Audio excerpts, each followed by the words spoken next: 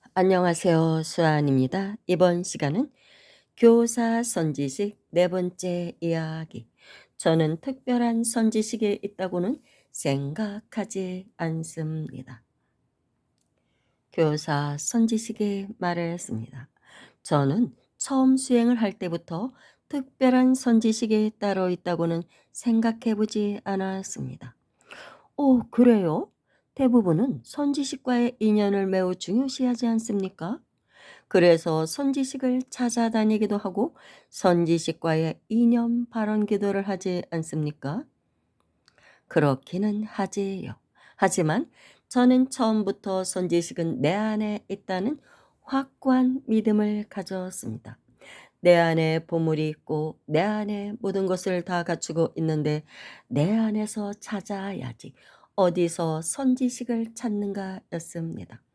그래서 특별히 종교단체를 찾지 않았습니다. 그리고 대부분의 종교단체는 제 성향에 맞지를 않았습니다. 너무 번잡해서 조용히 명상을 하기에는 적합하지 않았죠. 그래서 늘 퇴근 후에 저녁 먹고 목욕 재개한 후에 저희 집 제 기도방에서 정진을 했습니다. 한 2년 정도는 쭉 그렇게 했습니다. 깊숙이 저의 내면으로의 여행을 하였지요. 그때 많은 체험을 했고 그 이후 본격적으로 경전을 읽고 절에 다니기 시작했습니다. 좀 더 깊이, 좀 더 폭넓게 불법을 공부하기 위해서요. 특히 티베트 불교를 공부하면서 제가 체험한 것들의 대부분이 티베트 불교와 상통한다는 것을 알았습니다. 아, 정말 대단한 여자죠. 그런데 이렇게 선지식도 필요 없었다. 처음 수행할 때부터 내 내면 안으로 들어가서 답을 구했다. 최상승, 최상근기이기 때문에 가능한 것입니다. 보통 사람들은 선지식이 필요합니다. 스승이 필요한 것이죠. 특별한 스승이 필요 없었다고 했습니다. 그 절에 머물고 계신 그 절의 주지 스님도 사실 굉장히 높은 경지에 가신 선생이신데 그 사찰에 와서 매일 그렇게 봉사를 하고 보시도 많이 하고 그러길래 저는 그 주지 스님을 스승으로 모시고 공부하는 줄 알았어요. 그래서 그것에 대한 질문했더니 아니라고 했습니다. 스승으로 모시기 위해서 그 사찰에 온 것이 아니라 어느 큰 사찰에서 그 스님이 포교국장을 하신 적이 있습니다. 그래서 템플 스테이 담당도 하시고 템플 스테이에 오신 분들에게 법문도 하셨는데 그때 그 사찰에 템플 스테이 갔다가 인연이 돼서 뭐 기운으로 다 알잖아요. 이런 여자는 다 알죠. 그 스님의 경지를 이미 다 보고 있는 것이죠. 그래서 너무 맑고 순수하고 수승하셔서 스님이 가난한 사찰, 조그만 사찰에 주지로 가셨는데 '내가 가서 좀 도와드려야겠다.' 자신은 이제 견성을 하고 난 후에 맑고 이렇게 수승한 수행자들을 돕는 것을 원을 세웠다고 합니다. 그래서 그 스님을 돕기 위해서 그 절에 와서 봉사도 하고 보시도 많이 하고 절 살림을 다 맡아서 하니까요. 경제적인 그런 뭐 먹거리 필요한 생필품을 다 그녀가 다 제공하고 있었습니다. 그러기 위해서 온 것이지. 그리고 인제 신도들도 별로 없는 조용한 사찰이니까 토요일, 일요일 와서 봉사도 하고 그리고 남는 시간은 인제 법당에 가서 명상에 들었던 것이죠. 참선 수행을 하고 그러기 위해서 그 사찰에 오는 것이지 뭐 특별히 그 주지 스님을 뭐 스승으로 모셔서는 아니라고 저에게 말했습니다. 아무튼 참 대단한 여자죠. 그래서 인제 제가 말했습니다. 선생님은 철저히 자등명, 법등명의 길을 걸어 오셨군요. 부럽네요. 저는 무슨 업이 그리 많았던지 종교 생활도 파란만장했었는데요. 여기까지 오는데 많은 장애와 고통과 시련이 있었답니다. 저 밑바닥부터 여기까지 올라오기 위해 참 힘들었습니다. 헉헉대며 올라왔죠. 호호호. 그러기에 종교에 대한 이해가 남보다는 깊지 않겠습니까? 상담해 주기에도 더 유리하고요. 그래도 저는 선생님처럼 복 받은 사람이 부럽습니다. 우여곡절을 거치지 않고 바로 정상에 올라왔다는 것은 세세생생의 지극한 선근의 힘 아니겠습니까? 예, 저도 그런 생각은 합니다. 수행을 하면서 저는 이런 힘이 전생의 수행력 때문이라는 것을 알았습니다.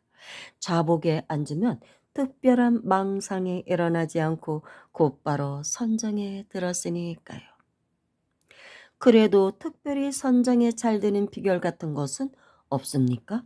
어떤 때, 어떤 마음일 때요. 비결요? 비결이라고 말하기는 좀 그렇지만 부처님에 대한 간절한 그리움이 일어날 때입니다. 그럴 때가 가장 청에 들기가 쉬웠습니다. 제 마음속에 부처님의 모습을 떠올리면서 그리움이 일어날 때요. 저는 그게 정에 드는 최고의 비결이라고 생각합니다. 아미타불이든 관세음이든 자신이 정한 본전부를 마음속에 모시고 수행하는 것이 더 이로운 것 같습니다. 어느 때인가 절에서 관음보살상 앞에 앉아 있는데 관음보살이 제 속으로 쫙 하고 빨려 들어오는 느낌을 받았습니다. 그때 내가 바로 관음이구나 하는 깨우침이 왔지요. 관음보살과 내가 둘이 아니고 하나구나라는 그런 체험을 했습니다. 그럴 때는 아주 기쁜 선정에 들게 됩니다. 참으로 생각으로가 아닌 체험으로 내가 관음보살과 하나임을 아는 경지라. 너무나 부럽더라고요. 우리는 대개 이론으로 생각으로 내가 관세음이다. 관음보살과 내가 둘이 아니라는 것을 알고 있는 경우가 대부분이죠. 그녀가 말했습니다. 저는 이제 윤회도 두렵지 않습니다. 어느 생이나 살다 보면 시련과 고통스러운 상황도 닥치겠지요.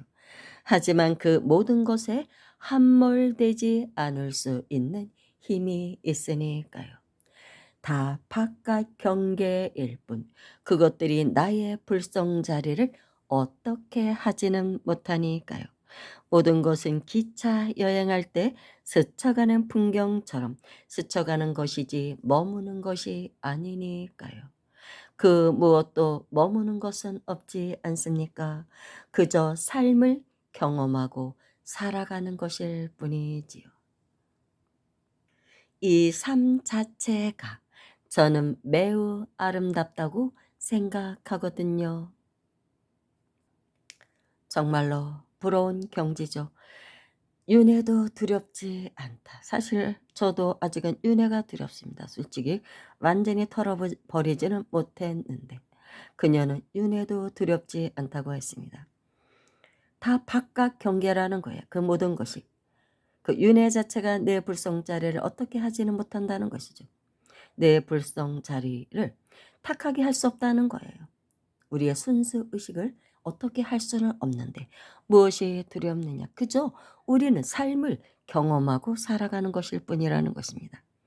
그래서 그녀는 삶 자체를 매우 아름답게 생각하는 것이죠. 당연히 그 경지에 가면 그럴 것입니다. 이 사바세계 자체가 극락세계로 보이는 거예요. 그런 사람들은. 가정을 갖고 있으나 그 가정의 구성원들에게도 집착하지 않고 여여하게 살아가는 그녀는 진정 영혼이 자유로운 수행자였습니다. 나는 영혼이 자유로운 사람입니다라고 보통 말을 많이 합니다. 그 경지에 가려면 일단 견성을 해야 합니다. 그래야만 진짜 어느 것에도 구속되지 않고 인연에도 물질에도 매이지 않고 진짜 자유로운 영혼의 그런 수행자가 될 수 있는 것이죠. 나는 자유로운 영혼의 수행자라는 말은 그렇게 쉽게 할 수 있는 이야기가 아닙니다. 그녀와의 저의 인연은 전생에 그녀도 티벳의 밀교 수행자였던 적이 있고 저도 티벳에서 수행을 했던 수행자였던 적이 있기 때문에 그때의 인연이 아닌가, 네, 그런 생각을 했습니다. 전생에 인연을 맺었던 도반들을 만나서 제가 법문한 자락을 듣고 다녔던 것이죠. 저보다 훨씬 앞서간 그 도반들을 만나서 제가 공부를 한 것입니다. 감사합니다.